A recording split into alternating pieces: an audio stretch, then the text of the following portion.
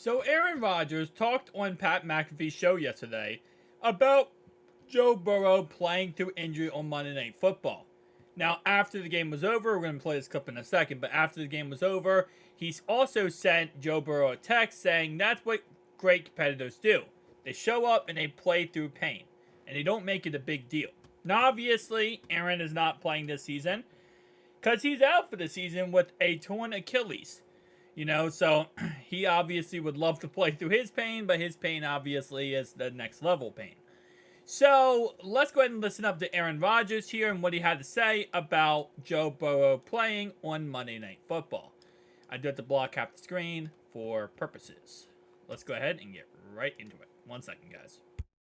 And I give Joe a lot of credit, because he's dealing with the calf injury, and him and I had a conversation this week, and just for him to tough it out. I don't know that people realize how much pain and limited mobility he was in, but for him to gut it out last night and to make enough plays to win, like I text him, that's what great competitors do: is they show up and play through the pain and don't make it a big deal.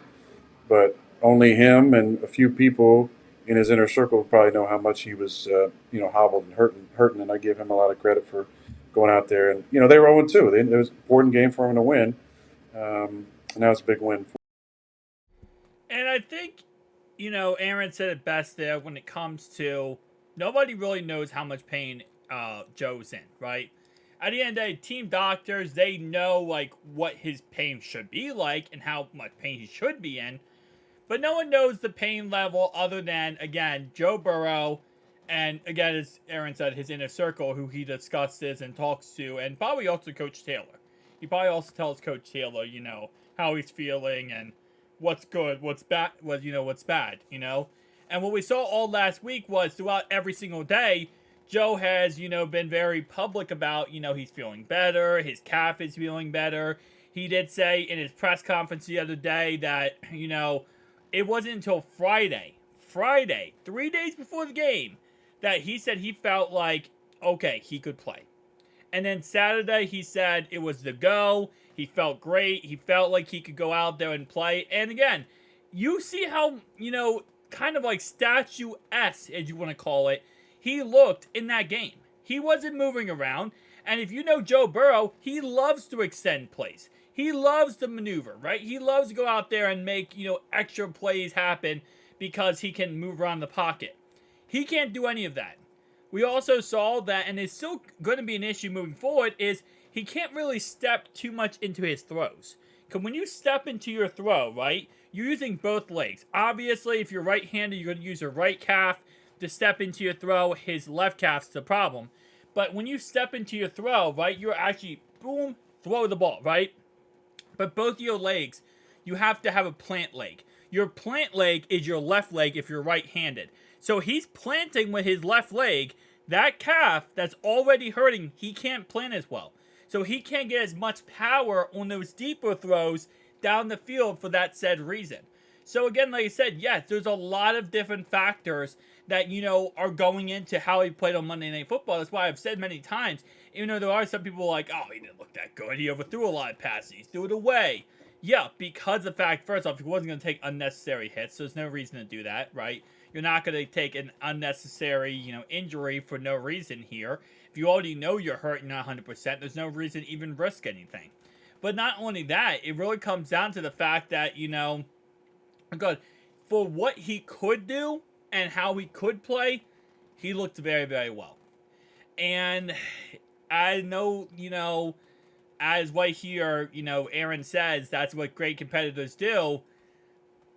It's still very risky, right? And I'm happy he played, that we won and there was no injuries. And listen, the best case scenario happened, right?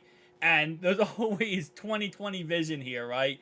Whenever a game happens and you're risking someone who's already injured playing out there and risking more injury, if they go out there and they don't get injured and they had a good game like he did and we won the game, you look at it and you go, that was a great decision, right? But then there's always that situation where he goes out there and gets hurt and is out for the season, and then you're looking and you're like, why did we do that? So when everything goes well, the mentality is, well, that's what great competitors do. But I promise you, Aaron and a lot of other people, if he would have gotten hurt, probably would have been saying the opposite. Well, this was risky. I don't know why he did this. I don't know why he would jeopardize his season. Jamar Chase has been telling him. Like, there's always, back and forth, right? When it comes to some comments that, when the grass is green, you're always going to make positive comments, right? But when the grass is not green and it's dying, that's when comments go elsewhere. But what I mean by that, in all, just a conclusion there, is that yes, at the end of the day, what he did was he was a leader. I think he's a great competitor, but I think that was more or less a leader. He didn't want to sit on the sideline and let his guys down and go out there and, we lose, we go 0-3, and it's over, right? Well, not season's over, but season's really, at that point, kind of falling and collapsing to the ground, right? So he wanted to go out there and lead his team to victory. And I do commend him for that. Because at the end of the day, we needed that win. And he did a great job in that game for what he could do. And I hope, throughout the next couple weeks, we really start to see him, kind of get back up and get healthier and be able to maneuver around the pocket. That's what we need to see him do. And again, we don't need to see him do that probably into week 17 versus the Chiefs and then into the playoffs. But still, you got to realize how fast football goes through. I mean, we're already in week 4 now, and it feels like football just started yesterday. It feels like the season just started yesterday, and we're already in week 4, right? So we're 1/3 of the way to the season. Actually, not 1/3, 1/4 of the way through the season here, and we just got to hope he's healthier and ready to go by the postseason.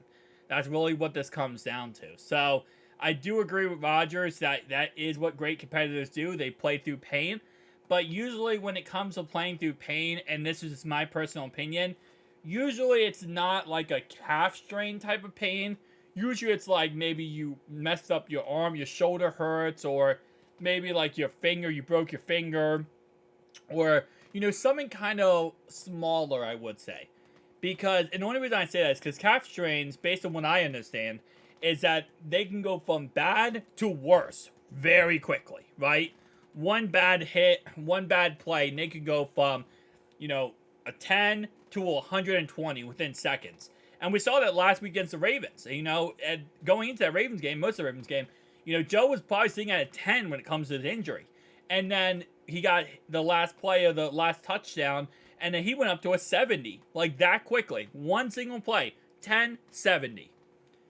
And that's the problem with calf strains, right? So there are some injuries, I will say, that I do agree, yes, you can, competitors will play through them and they do good, but usually it's like smaller, minuscule injuries. Like, okay, I'm a right-handed quarterback, right? My left arm, it's not broken, but it's sprained or hurting, and I'm still gonna play. That's playing through pain and adversity, right? But, like, for example, Rodgers couldn't go out there with a torn Achilles. You don't play. I mean, Tom Brady did play on a torn ACL, so I gotta give Tom credit. But then the question is that really smart or stupid? He won a Super Bowl on a torn ACL, so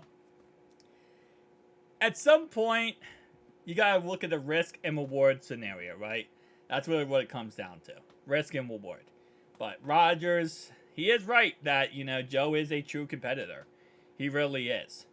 And he went out there and he showed us on Monday Night Football that, this season is going to get good. Thank you guys for watching. I'll see you guys next one. Peace out.